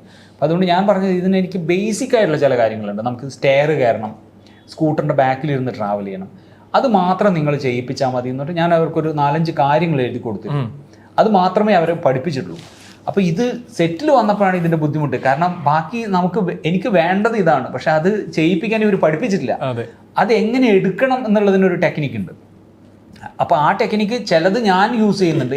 നമ്മുടെ ഒരു ബേസിക്, എനിക്കൊരു പട്ടി ഉണ്ടായിരുന്നു, എൻ്റെ കുറേ കാലം എൻ്റെ കൂടെ ഉണ്ടായിരുന്നു, 14 വർഷത്തോളം. ടോട്ടോ എന്നായിരുന്നു അതിൻ്റെ പേര്. അപ്പോൾ അതൊരു 14 വർഷം എൻ്റെ കൂടെ ഉണ്ടായതുകൊണ്ട് ഞാൻ ശ്രദ്ധിച്ച കുറേ കാര്യങ്ങളുണ്ട്. ടോട്ടോയുടെ ഞാൻ ഷൂട്ട് ചെയ്തിട്ടുണ്ട് ടോട്ടോനെ പല രീതിയിൽ. അപ്പോൾ അതൊക്കെ എനിക്ക് വേണം, ഈ പട്ടീൻ്റെ അടുത്ത് നിന്ന് വേണം. ഇപ്പോൾ ഇതിനകത്ത് തന്നെ ഒരു സ്ഥലത്ത് ആ ക്ലോസിന് ഭയങ്കര ഇമ്പോർട്ടൻസ് ഉണ്ടായിരുന്നു. അത് ഇങ്ങനെ നോക്കും, നമ്മളിപ്പോൾ ഇങ്ങനെ നിൽക്കുന്ന പട്ടി പെട്ടെന്ന് ചിലപ്പോൾ ഇങ്ങനെ ചെരിഞ്ഞിട്ടൊക്കെ നോക്കൂലേ ഒരു കാര്യം. അപ്പോൾ അതൊക്കെ നിർബന്ധമായിട്ടും എനിക്ക് വേണം, ആ ഷോട്ടിൽ വേണം. പക്ഷേ ഇതെങ്ങനെ എടുക്കണം എന്നുള്ളത് നമുക്ക് ഒരു ട്രെയിനർ വയ്ക്കുന്നു, ആ ട്രെയിനറിൽ നിന്ന് അത് വിചാരിച്ചാൽ കിട്ടുന്നില്ല. അപ്പം അങ്ങനെ 2-3 ആളുകളെ സിനിമ ഷൂട്ടിംഗ് എക്സ്പീരിയൻസ് അല്ലെങ്കിൽ കറക്റ്റായിട്ട് പട്ടിയിൽ നിന്ന് അത്തരം സാധനങ്ങൾ കൊണ്ടുവരിക. കാരണം അത് ചില ടോയ്സ് ഒക്കെ വെച്ചിട്ടാണ് നമ്മൾ ചെയ്യുന്നത്. ഇപ്പം ഇതിനകത്തൊരു പട്ടി ഞെട്ടുന്നൊരു സീനുണ്ട്. ആ ഞെട്ടുന്നത് ആക്ച്വലി ഇവർക്ക് ഐഡിയ ഇല്ല ഇതെങ്ങനെ ഞെട്ടിക്കാം. അപ്പോൾ എനിക്കിത് അതിന് മുമ്പേ തന്നെ ഞാൻ പറഞ്ഞു ഞാൻ ചെയ്യിപ്പിച്ചോളാം, അത് വേറെ ഒന്നും വേണ്ട. അപ്പോൾ ക്യാമറ ഓൺ ചെയ്യുന്നു, ഇതെല്ലാം ഓൺ ആക്കിയിട്ട് ഞാനൊരു 4-5 ബലൂൺസ് അപ്പുറത്ത് വിൻഡോയുടെ അപ്പുറത്ത് സെറ്റ് ചെയ്യുന്നു. കാരണം ഇതിൻ്റെ ലുക്ക് ആ ഭാഗത്തേക്കാണ് കിട്ടേണ്ടത്. അപ്പോൾ കറക്റ്റ് ടൈമിൽ ഇതങ്ങ് പൊട്ടിച്ചു. അപ്പോൾ ആശാൻ്റെ സ്വാഭാവികമായിട്ടുള്ള ഞെട്ടലും നോട്ടായിരുന്നു ഈ സൈഡിലേക്ക്, എനിക്ക് വേണ്ട സൈഡിലേക്ക് അത് കറക്റ്റ് നോക്കുന്നുണ്ടായിരുന്നു. അപ്പോൾ അങ്ങനെ പല ടെക്നിക്സ് നമ്മൾ യൂസ് ചെയ്തിട്ടുണ്ട്. എന്നാൽ ചിലത് ഞങ്ങൾ സർപ്രൈസ് ചെയ്യിപ്പിക്കുന്ന രീതിയിൽ അത് വളരെ നാച്ചുറലായിട്ട് ബിഹേവ് ചെയ്തിട്ടുണ്ട്. കാരണം ദിലീപേട്ടൻ ഇങ്ങോട്ട് ഓടുമ്പോൾ അത് അങ്ങോട്ട് ഓടും, ദിലീപേട്ടൻ തിരിച്ചു ഓടുമ്പോൾ ആ കുറിപ്പ് കിട്ടിയതിന് ശേഷമുള്ള ഒരു സ്റ്റേജ് ഉണ്ടല്ലോ, എന്താണെന്ന് പുള്ളി റിയലൈസ് ചെയ്യുന്നത്. ആ ഓട്ടമൊക്കെ ഞങ്ങൾ വിചാരിച്ചിരുന്നു, പക്ഷെ ഇതിങ്ങനെ ചെയ്യുമെന്ന് വിചാരിച്ചില്ല. അത് ഫസ്റ്റ് ടേക്ക് തന്നെ ചെയ്തു. കട്ടക്ക് നിന്നു. പിന്നെ കാരണം ചേട്ടനും ഈ പട്ടിയുമായിട്ട് ബ്രോയുമായിട്ട് നമ്മളൊരു കണക്ഷൻ ഉണ്ടാക്കണം. അപ്പം അതുകൊണ്ട് ചേട്ടന് കുറച്ച് ദിവസം ഇതിൻ്റെ കൂടെ നിൽക്കണം എന്നൊക്കെ ഞങ്ങൾ ആദ്യം പ്ലാൻ ചെയ്യുന്നു. പക്ഷേ ചേട്ടൻ്റെ ആ സമയത്തുള്ള തിരക്ക് കൊണ്ടും ഇതൊന്നും സാധ്യമായില്ല. ഷൂട്ടിൻ്റെ അന്നാണ് ബ്രോയിനെ കാണുന്നത്. പക്ഷേ വിത്തിൻ എന്താ പറയുക, നമ്മുടെ ആ ഷൂട്ടിൻ്റെ ആദ്യത്തെ ദിവസം തന്നെ ബ്രോയിനെ കറക്റ്റായിട്ട് ചേട്ടൻ ഹാൻഡിൽ ചെയ്യാൻ തുടങ്ങി. ഇവർ തമ്മിലൊരു ഭയങ്കര കണക്ഷൻ. കാരണം അദ്ദേഹം ദിലീപേട്ടൻ ഇതിനു മുമ്പ് അങ്ങനെ കുറെ സിനിമകൾ ചെയ്തു, എങ്ങനെ ഹാൻഡിൽ ചെയ്യണമെന്ന് അറിയാം. അപ്പൊ ചിലതാണെങ്കിൽ എൻ്റെ വാശിയുണ്ട്. അപ്പോൾ അതിനകത്ത് ഒരു സിറ്റുവേഷനിൽ ഒരു കുട്ടി അപ്പുറത്തും ചേട്ടൻ ഇപ്പുറത്തും നിൽക്കുമ്പോൾ ഈ രണ്ടുപേരും ഇത് മാറി മാറി നോക്കണം. അതെനിക്ക് ആ സീനിൽ നിർബന്ധമായിരുന്നു അങ്ങനെ ഒരു ഷോട്ട് വേണം. അപ്പോൾ അത് ഈ പറയുന്നത് നമ്മൾ വിചാരിച്ച പോലെ കിട്ടുന്നേ ഇല്ല. അപ്പോൾ ദിലീപേട്ടൻ പറയുന്നുണ്ട് വിനിത് ഇതിൽ കൂടുതൽ കിട്ടൂല. അപ്പോൾ ഞാൻ എന്ത് ചെയ്യും, ഞാൻ പറയും ചേട്ടാ എനിക്ക് ആ ഷോട്ട് വേണം ചേട്ടാ എന്ന് പറഞ്ഞിട്ട് ഞാൻ മോണിറ്റർ മാത്രം നോക്കും. കാരണം ഇത് കിട്ടുന്നത് വരെ. അപ്പോൾ ചേട്ടന് മനസ്സിലായി ഈ ഷോട്ടിന്റെ ഇമ്പോർട്ടൻസ് എന്താണെന്ന് ചേട്ടൻ അറിയാം. അപ്പോൾ അതിന് പിന്നെ ചേട്ടൻ അപ്പുറത്തുള്ള പയ്യനെയും കൂടെ ചേർത്തിട്ട് ആ മോനോടും കൂടെ നീ ഇങ്ങനെ ചെയ്യും ഞാൻ ഇങ്ങനെ ചെയ്യാം എന്ന് പറഞ്ഞ് ഫൈനലി അപ്പോൾ ഇതിങ്ങനെ ചേട്ടൻ ഇതിന്റെ റിയാക്ഷൻ തന്നെ നോക്കിക്കുക. ഞാൻ മോണിറ്ററിലും കറക്റ്റ് ഒരു പോയിന്റിൽ ഇത് കിട്ടി. അതായത് എനിക്ക് തോന്നുന്നു ഒരു 18-19 ടേക്ക് എടുത്തിട്ടാണ് ഇത് കിട്ടിയത്. അപ്പൊ ഞങ്ങൾ രണ്ടുപേരും എക്സൈറ്റഡ് ആയി. അപ്പൊ ചേട്ടൻ പറഞ്ഞു ഇപ്പൊ നോക്കി കിട്ടിയില്ലേ? ഞാൻ പറഞ്ഞു കിട്ടി. അല്ല അതിന്റെ ഗുണം ആ സീനിൽ അങ്ങനെയാണ് നമ്മൾ അതിന്റെ ഓരോ ഉണ്ട് ഞങ്ങളുടെ നമ്മുടെ കോണ്ടാക്ട് തന്നെ ഉണ്ട്. ആളെ അവിടെ വളരുന്നു. എനിക്ക് തോന്നുന്നു പടം കുറച്ചുകൂടെ നോക്കി കഴിയുമ്പോൾ പുള്ളിയെ നിരത്തിൽ ഇറക്കണമെന്നാണ് ഒത്തിരി പേര് എന്നെ വിളിച്ചിട്ട് പറഞ്ഞു. ഈ പെറ്റ് ലവേഴ്സ് ആയിട്ടുള്ള ആളുകൾക്കൊക്കെയും കണക്ട് ആവുന്ന ഇഷ്ടപ്പെടുന്ന ഭയങ്കര രസകരമായിട്ട് ഞാൻ പറഞ്ഞില്ല. നമ്മള് വിചാരിക്കും, നമ്മൾ ആഗ്രഹിക്കും, അത് ചിലത് നമ്മുടെ ടെക്നിക്സിലൊക്കെ വർക്കാവും, ചിലത് ഇവര് സ്വമേധയാ ചെയ്യണ്ടേ. അപ്പൊ പുള്ളി ചിന്തിച്ചിട്ടുണ്ട് ഇവരെന്താ ആലോചിച്ചിട്ട് ഇത് ചെയ്യുന്നത്. ചില സമയത്തൊക്കെ നമ്മുടെ ആലോചനകളിലൂടെ ഞാൻ ഭയങ്കരമായിട്ട് ഒബ്സർവ് ചെയ്യുന്ന ആളെ. ഇത്തരം ജീവികളെ, അത് ചെറിയ ജീവികൾ തൊട്ട് വലിയ ജീവികൾ വരെ എനിക്കത് എൻ്റെ സമയം ഒരുപാട് ഞാൻ അതിനു വേണ്ടി കളയും. എനിക്ക് കളയാന്നല്ല, ഞാൻ എൻജോയ് ചെയ്തിരിക്കുന്ന ഒരു സമയമുണ്ട്. അപ്പോൾ ഞാൻ ഭയങ്കര റിലാക്സ്ഡ് ആയിരിക്കും അത്തരം സമയങ്ങൾ. അപ്പോൾ ഞാൻ ഇങ്ങനെ ആലോചിക്കാറുണ്ട് ഇവരെന്തായിരിക്കും ആലോചിക്കുന്നതെന്ന്. ചില സമയത്തൊക്കെ പിടികിട്ടും. ഞാൻ എവിടെയോ വായിച്ചിട്ടുണ്ട്, എന്താണെന്നറിയോ, നമ്മൾ പറയും മനുഷ്യരാണ് ഏറ്റവും അഡ്വാൻസ്ഡ് ആയിട്ടുള്ള ആളുകളെന്ന്. പക്ഷേ അതിനകത്ത് അവർ എഴുതിയിരുന്നത് ഇതാണ്: നിങ്ങളൊരു പട്ടിയുടെ കൂടെ 2 വർഷം ജീവിച്ചാലും നിങ്ങൾക്ക് പട്ടിയുടെ ഒരു വാക്ക് പോലും മനസ്സിലാവില്ല. പക്ഷെ നിങ്ങളുടെ എത്ര വാക്ക് പട്ടി പഠിക്കും മനസ്സിലാവും. നമ്മൾ പറയുന്ന കുറേ കാര്യങ്ങളോ. അപ്പൊ അത്രയും ഒബ്സർവേഷൻ അവർക്കുണ്ട്. നമുക്ക് ഈ പല ചിന്തകളല്ലേ, 100 കാര്യങ്ങൾക്കിടയിൽ ഒരു കാര്യമാണ്. ഈ ബ്രോയുടെ കാര്യം തന്നെ പറയുമ്പോൾ അതിനകത്തൊരു ഗസ്റ്റ് റോൾ ഉണ്ട്, ഒരു മരപ്പട്ടി. പട്ടിയും മരപ്പട്ടി അത് പർപ്പസ്ഫുള്ളി ബാക്ക്ഡ് സീൻ ആയിരുന്നോ? അത് ആക്ച്വലി എൻ്റെ ഫ്ലാറ്റിൽ ഞങ്ങളുടെ സ്ക്രീൻ പ്ലേയുടെ റൈറ്റിങ്ങിന്റെ, കാരണം ഞങ്ങൾ ഒരു 5 വർഷത്തെ ബന്ധമുണ്ട് ഞാൻ ഡാഷ് നമ്മൾ. അപ്പൊ ഞങ്ങൾ ഇതിന്റെ നിരന്തരം ഡിസ്കഷന്റെ ഇടയിൽ ഒരു ദിവസം എൻ്റെ ഫ്ലാറ്റിൽ നടന്നതാണത്. എൻ്റെ കിച്ചന്റെ സൈഡിലുള്ള സ്റ്റോർ റൂമിന്റെ മോൾ ഭാഗത്ത് ഇതേപോലെ ശബ്ദം കേൾക്കുന്നു എന്ന് സന്ധ്യ പറയുന്നു, എൻ്റെ വൈഫ് പറയുന്നു. അത് കഴിഞ്ഞിട്ടാണ് ഞാനത് വിശ്വസിച്ചില്ല, അങ്ങനെ ഒരു സൗണ്ട് വരാനൊരു സാധ്യതയില്ല. ഞാൻ ഇതേപോലെ അത് നീക്കിയിട്ട് മൊബൈൽ വെച്ച് ഷൂട്ട് ചെയ്തപ്പോഴാണ് ഇതിനകത്ത് ഈ സാധനം കാണുന്നത്. ഞാനന്ന് ആദ്യമായിട്ടാണ് മരപ്പട്ടിയെ കണ്ടത്. അത് ഞങ്ങൾ ഈ പറയുന്ന പോലെ പവിത്രനിലേക്ക്, അത് അടുക്കള നടന്ന കഥയാണോ? ബാക്കിയില്ല, പവിത്രനാണ് അത് ചെയ്തെങ്കിൽ പിന്നീട് എന്ത് സംഭവിക്കുന്നുള്ളത് രാഷന് ഞാൻ കൊടുത്തു. രാഷ ഇതാണ് പരിപാടി, ഇത് പവിത്രൻ എന്ത് ചെയ്യും? പിന്നെ ഇത് മൊത്തം അങ്ങോട്ട് ദിലീപേട്ടൻ എടുത്തു. ഭയങ്കര ഗംഭീര ക്ലാസ് കിട്ടിയൊരു. എന്റെ 2 സീറ്റിന് മുന്നിൽ ഒരു പയ്യൻ ചിരിച്ച് താഴെ വീണു. ഒരു 6-7 വയസ്സുള്ളൂ. കുട്ടികൾക്ക് ഭയങ്കരമായിട്ട് ഇഷ്ടപ്പെട്ടു. എഡ്ജിലിരുന്നാ കണ്ടോണ്ടിരുന്നത്. ഇതിനെ കണ്ടതിന്റെ ഒരു കൗതുകത്തിൽ ഇങ്ങനെ എഡ്ജിൽ ഇങ്ങനെ നീങ്ങി വന്നിട്ട് ഒരു പോയിന്റില് ഒറ്റ വീഴ്ച. ദിലീപേട്ടനും പറയുന്നുണ്ടായിരുന്നു, കാരണം ഇതിനകത്ത് നമ്മുടെ പ്രൊഡക്ഷൻ സൈഡിലുള്ള ബാക്കിയുള്ള നമ്മുടെ പ്രിയപ്പെട്ട ആളുകൾ ഇവർ ഭയങ്കരമായിട്ട് ദിലീപേട്ടനായിട്ട് അടികൂടും. അത് കട്ട് ചെയ്യണം, അത് വേണ്ട, അത്രയും സീൻ വേണ്ട, ആ സീനെ കട്ട് ചെയ്യണം എന്നൊക്കെ പറഞ്ഞു. അപ്പൊ ദിലീപേട്ടൻ ഒറ്റ നിർബന്ധം ഇതായിരുന്നു, അതായത് ഇത് കുട്ടികൾക്കുള്ളതാണ്. അപ്പൊ ഞാനും അവരുടെ കൂടെ നിൽക്കുമ്പോൾ ഞാൻ പറയും അതെ അത് കുറക്കണം. ദിലീപേട്ടനോട് വന്നിട്ട് ഞാൻ പറയും ഇല്ല നമുക്കത് ഇങ്ങനെ പിടിക്കാം. ഞങ്ങൾ രണ്ടുപേരും അത് കട്ടക്കാതെ ആ സീൻ, കാരണം എനിക്ക് ഇത് എങ്ങനെയായിരിക്കും ഫൈനലി വരാൻ പോകുന്നതിനെ കുറിച്ചുള്ള ഒരു ധാരണയുണ്ട്. ഈ മരപ്പട്ടി VFX വരുന്നത് വരെ ഞങ്ങളുടെ ക്രൂവിൽ ആർക്കും ഇത് കൺവിൻസിങ് ആയിരുന്നില്ല. മനസ്സിലായി. കാരണം മരപ്പട്ടി ഇല്ലല്ലോ, ചേട്ടൻ പെർഫോം ചെയ്യുന്ന മാത്രമേ കാണുന്നുള്ളൂ. അപ്പൊ അത് ഫൈനൽ ഔട്ട്പുട്ട്, കാരണം ഞാനിത് ഷൂട്ടിനും ഒരു 4 മാസം മുമ്പ് തുടങ്ങിയിരുന്നു ഞങ്ങൾ ഇതിന്റെ എങ്ങനെയായിരിക്കണം VFX പരിപാടികൾ എന്നുള്ളത്. അപ്പൊ അത് കൃത്യമായിട്ട് പറയുമ്പോ എനിക്ക് ആ സീൻ ഇങ്ങനെ മനസ്സിലാവും. ദിലീപേട്ടന്റെ ഡയലോഗ് ഉണ്ട്, മറ്റേ ഫ്രിഡ്ജിൽ പിടിച്ചിട്ട് കഴിച്ചിട്ടില്ല. അതൊക്കെ പിന്നെ ഈ പറയുന്ന പോലെ ചേട്ടന് ഇത്തരം സീൻ കിട്ടിയാൽ ഇംപ്രൂവ് ചെയ്യാൻ ടൈമിങ്ങും അതിന് നമുക്ക് വിശ്വസിക്കാൻ കഴിയില്ല കേട്ടോ. അങ്ങനെ സംഭവം അവിടെ ഇല്ലായിരുന്നു. മാത്രമല്ല പുള്ളിയുടെ ഉള്ളിൽ ഒരു ഭയങ്കര നിഷ്കളങ്കനായിട്ടുള്ള ഒരു കുട്ടിയുണ്ട്, ഭയങ്കര കുട്ടിത്തമുള്ള ഒരു ക്യാരക്ടർ ഉണ്ട്. അപ്പൊ ഇത് ഇടക്ക് പുറത്തു വരും. അപ്പൊ ഈ സീനിലൊക്കെ എന്ന് വെച്ച് കഴിഞ്ഞാൽ അങ്ങനെ എന്താ പറയാ, പാത്രങ്ങൾ തല്ലിപ്പൊട്ടിക്കുന്നു. അത് കഴിഞ്ഞിട്ട് അത് 2 നൈറ്റ് അല്ലെ 3 നൈറ്റ് എടുത്തു ആ 3 നൈറ്റും ഒരു മടിയില്ലാതെ അല്ല അതിന്റെ ഒരു ഗുണം എന്തായാലും ആ സിനിമയ്ക്ക് ഉണ്ട് എന്നുള്ളത് ഒരു സംശയമില്ലാത്ത കാര്യം. ഈ ഇതുപോലുള്ള സീൻസുകളിലെ ഈ ഫ്ലെക്സിബിൾ ആക്ടിങ് എന്ന് നമുക്ക് വിശേഷിപ്പിക്കാവുന്ന അത് എത്രത്തോളം തിരക്കഥയിൽ എഴുതുമ്പോൾ പാടാണ് ശരിക്കും? അല്ല, അത് ഈ പറഞ്ഞ പോലെ എല്ലാ എഴുത്തുപോലെ, പക്ഷെ കുറച്ചും കൂടെ എനിക്ക് തോന്നുന്നു പ്രയാസം ഹ്യൂമർ അത് വരണം. നമ്മൾ എഴുതിക്കൊണ്ടിരിക്കുന്ന സമയത്ത് എനിക്കിപ്പം ഒരു തമാശ ഒരു സദസ്സിൽ പറയാൻ ഒരു രക്ഷയില്ല, എന്നെ കൊണ്ട് നടക്കത്തില്ല പരിപാടി. പക്ഷെ എഴുതുമ്പോൾ ആ ഫ്ലോയിൽ തമാശകൾ അല്ല, അത് അതിന്റെ ക്വാണ്ടിറ്റി അല്ലേ ഞാൻ അല്ല, പറഞ്ഞത്. ഇപ്പൊ ഞങ്ങൾ ഈ സിനിമയിൽ ഷൂട്ട് ചെയ്തതിനേക്കാൾ ഹ്യൂമർ സീൻസ് രാജ് എഴുതിയിട്ടുണ്ട്. പിന്നെ ചിലത് ഞാൻ തന്നെ അങ്ങ് പിടിക്കും, അത് വേണ്ട, അത്രയും വേണ്ട എന്ന് പറഞ്ഞിട്ട്. കാരണം നമ്മളൊരു മീറ്റർ, ഞാൻ സെറ്റ് ചെയ്യുന്ന ഒരു മീറ്റർ ഉണ്ട്, അപ്പോൾ അത് രാഷിനും അത് കൺവിൻസിങ് ആയിരിക്കും, നമുക്കത് പിടിക്കാം, അത് ചുരുക്കാം, അങ്ങനെ ആ രീതിയിൽ ഞങ്ങളുടെ ഇടയിൽ. കാരണം രാജേഷ് തുടക്കത്തിൽ രാജേഷിനായിട്ട് ഞാനിങ്ങനെ ഒരു സിനിമ ചെയ്യാമെന്ന് തീരുമാനിച്ചപ്പോൾ എനിക്ക് പല സൈഡിൽ നിന്ന് ചില കോളുകളൊക്കെ വന്നിരുന്നു. രാജേഷിന് ബുദ്ധിമുട്ടാണ്, നിങ്ങൾക്ക് കൺട്രോൾ ചെയ്യാൻ പറ്റില്ല എന്നൊക്കെ പറഞ്ഞിട്ട് അങ്ങനെ ചില നിരുത്സാഹപ്പെടുത്തുന്ന വിഷയമാണ് എന്നൊക്കെ പറഞ്ഞിട്ട്. പക്ഷേ ഞാൻ വിശ്വസിക്കുന്ന ഒരു കാര്യം എന്താ പറയുക, ഞാനിപ്പോൾ ആരുമായിട്ട് അസോസിയേറ്റ് ചെയ്യുമ്പോഴും നമ്മൾ അവരുടെ ആർട്ടിനെയാണ് ആദ്യം ഇഷ്ടപ്പെടുന്നത്. അത് ഇഷ്ടമാണെങ്കിൽ മാത്രമേ എനിക്ക് അവരുമായിട്ട് വർക്ക് ചെയ്യാൻ പറ്റൂ. അതല്ലാതെ പേഴ്സണൽ ആയിട്ടുള്ളൊരു റിലേഷൻഷിപ്പ് അല്ലല്ലോ നമ്മൾ തുടരുന്നത്. അതല്ല, ഞാനൊരു സിനിമ ചെയ്യുന്ന സമയത്ത് അതിന് ഏറ്റവും ആപ്റ്റ് ആയിട്ടുള്ള റൈറ്റർ, അതിന് ആപ്റ്റ് ആയിട്ടുള്ള ആക്ടർ, അതിന് ആപ്റ്റ് ആയിട്ടുള്ള മ്യൂസിഷ്യൻ, ഇവരൊക്കെയായിട്ട് പേഴ്സണൽ സൗഹൃദം ചിലപ്പോൾ പിന്നീട് ഉണ്ടാവും. അത് നമുക്ക് വ്യക്തി എന്നുള്ള രീതിയിൽ കണക്ട് ചെയ്യാൻ പറ്റുന്നുണ്ടെങ്കില്ല. അതല്ലെങ്കിൽ നമ്മൾ ആ ആക്ടറിനെയും ആ റൈറ്ററിനെയും മ്യൂസിക് ഡയറക്ടറിനെയും മാത്രമാണ് യൂസ് ചെയ്യുന്നത്. അടുത്ത പടത്തിന് എനിക്ക് അവർ അങ്ങനെ ആവശ്യമുണ്ടെങ്കിലായിരിക്കും ഞാൻ അവരെ ഉപയോഗിക്കുക. പക്ഷേ രാജ് ഞാനുമായിട്ട് ഈ പറയുന്ന ഇങ്ങനെയുള്ള കോളുകൾ എനിക്ക് വന്നെങ്കിലും ഞങ്ങൾ എഴുത്ത് തുടങ്ങിയിട്ട് ഒരു 2-3 മാസമായപ്പോഴേക്കും രാജേഷിനെ ഞാനങ്ങ് പൊളിക്കാൻ തുടങ്ങി. ഷെല്ലുകൾ ഇങ്ങനെ പൊളിച്ച് അതിനകത്തുള്ള ഏറ്റവും എന്താ പറയുക ആ മനുഷ്യനെ എടുത്ത് പുറത്തിട്ടു. കാരണം അത് വേറെ ഒന്നുമല്ല, എനിക്ക് രാജേഷ് എവിടെ, അത് രാജേഷിനെ മാത്രമല്ല, എനിക്ക് ഒരു പരിധി വരെയൊക്കെ ആളുകളെ എനിക്ക് മനസ്സിലാവും, അതായത് ഇവരെവിടെ ടച്ച് ചെയ്താൽ എവിടെ ടച്ച് ചെയ്താൽ. അപ്പൊ അങ്ങനെ പിന്നെ ഞങ്ങളുടെ ഇടയിൽ ഹ്യൂമർ, അതായത് ചിരികൾ മുഴുവൻ ഉണ്ടാകുന്നത് ഞങ്ങൾ ഒരുമിച്ചല്ല. ഈ മനുഷ്യന്റെ രണ്ട് മുഖങ്ങൾ ആ സിനിമയിൽ തന്നെ നമുക്ക് കാണാൻ പറ്റും. ഒന്നെന്ന് വെച്ച് കഴിഞ്ഞാൽ ആ നൈറ്റ് വന്ന് കയറുന്നതും പകൽ ഇറങ്ങി പോകുമ്പോൾ ഒറ്റ ഷോട്ടേ ഉള്ളൂ ഇങ്ങനെ പാസ് ചെയ്ത് പോകുന്ന ഒരു സാധനം. അത് മിക്സിംഗ് എഞ്ചിനീയറും പറഞ്ഞു, ആ സൗണ്ടിൽ നമുക്ക് മനസ്സിലാവും ഇയാളുടെ ആ ഒരു രണ്ട്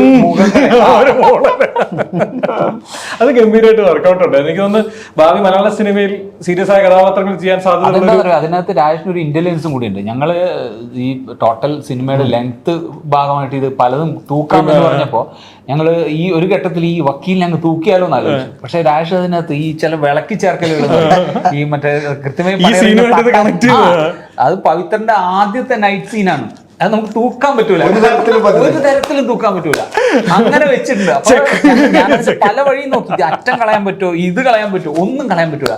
ഞാനാണെങ്കിൽ റൈറ്റർ അല്ലേ, അതുകൊണ്ട് നല്ല ഇൻട്രോ ആണെന്നുള്ള രീതിയിൽ ഒരു സിംഗിൾ ഷോട്ടിലാണ് ഇൻട്രൊഡ്യൂസ് ചെയ്തത്.